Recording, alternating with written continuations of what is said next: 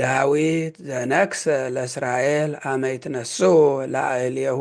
እልዋን ፈተወ ይስተይ ማየ እማዘግተ ቤተልሔም ፍጡነ ተንስኡ መላእክተ ሃራሁ ወተቃተሉ በውስተ ትዕይንተ እልዋን ወአምጽኡ ሎቱ ውእተ ማየ ዘፈተወ ይስተይ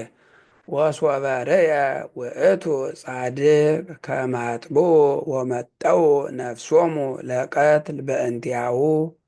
ከአወ ውእተ ማየ ወኢሰትየ እምኔሁ ወምዝ